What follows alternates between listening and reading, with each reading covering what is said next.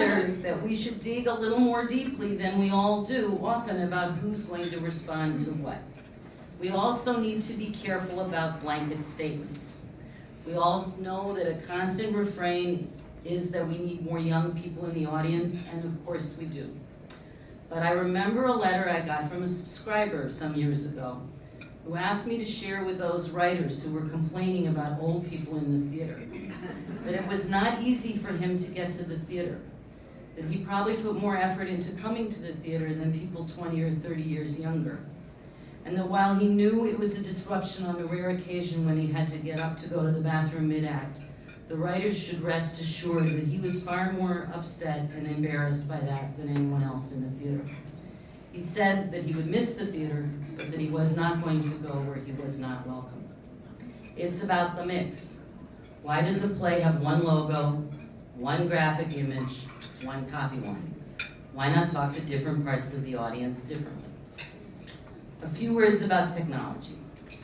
TDF recently commissioned research about the attitudes of casual theater goers in New York and about what might help them to go more.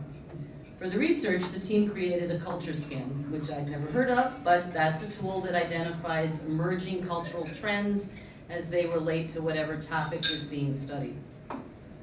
Here are some of the things that the culture scan revealed about the changing landscape of entertainment, which may have an impact on the theater. Content has broken the bounds of form. Consumers expect content to travel from the venue to their home, to their computer, to their cell phone, to their iPad. Consumers increasingly consume entertainment on their terms and on their schedule when they want it. Experts are democratically selected by the quality of their opinions.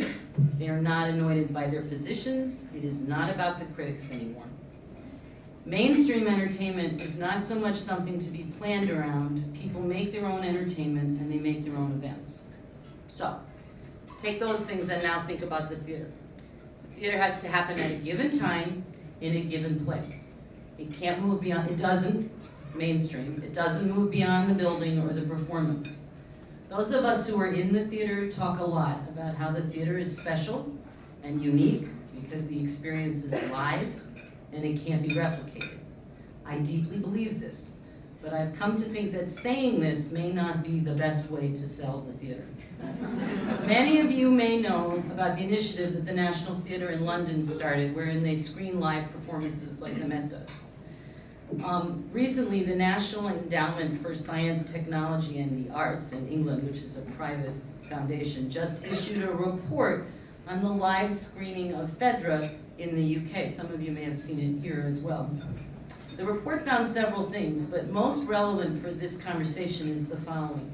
The cinema audiences reported higher levels of emotional engagement with the performance than those watching it live at the National Theatre. 60.6% of the cinema audience agreed that they felt, quote, totally absorbed in the production, as opposed to 38% who were in the theater. The creative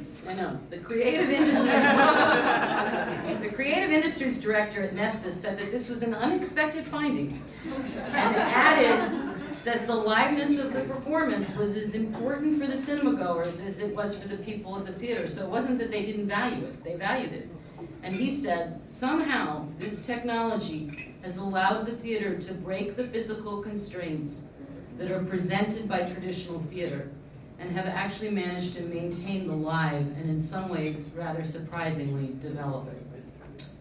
Perhaps we need to stop talking quite so much about how the experience in the theater is the most important one and the best one and the most authentic one.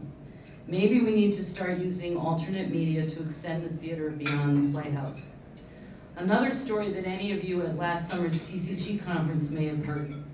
Irene Lewis, the artistic director at Center Stage, was at her theater for a performance of Rosencrantz and Guildenstern, which she had directed. It was a special performance attended by a large group of young adults.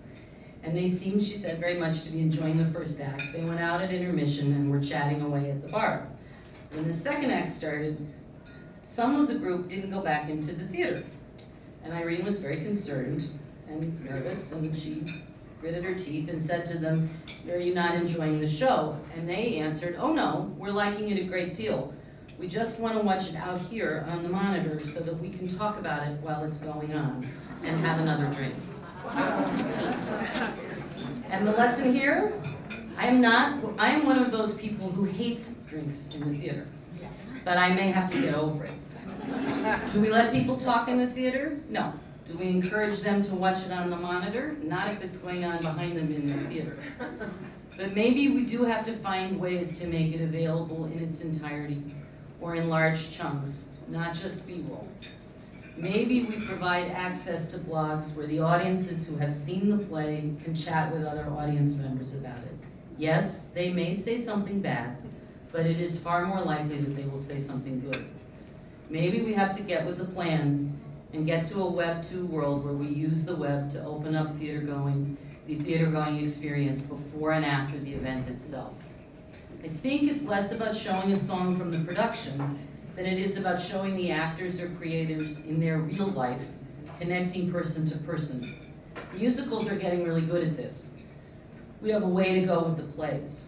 Can we open up the rehearsal room? We all know the arguments. The rehearsal room is sacred space. If you give a day over to filming, you lose a rehearsal day and you have to make it up some other time and we don't have the money, and so it goes.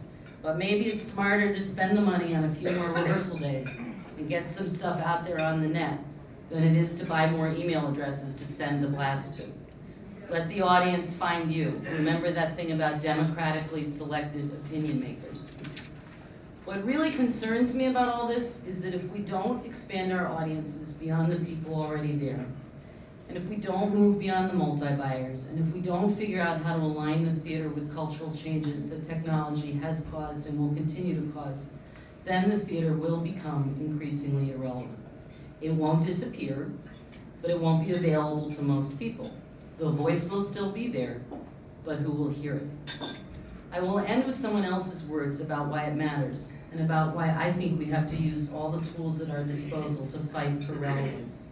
This is a quote I like from a man called John Tusa, who was the former managing director of the Barbican Center.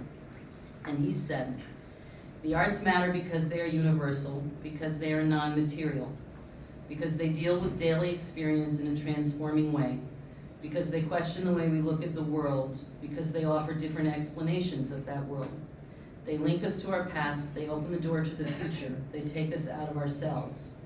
Because they make order out of disorder and stir up the stagnant, because they offer a shared experience rather than an isolated one, because they encourage the imagination and attempt the pointless, because they offer beauty and confront us with the fact of ugliness, because they suggest explanations but no solutions. They force us to think about the difference between the false and the true. The arts matter because they embrace, express, and define the soul of a civilization. A nation without arts would be a nation that had stopped talking to itself, stopped dreaming, and had lost interest in the past and lacked curiosity about the future." Thank you.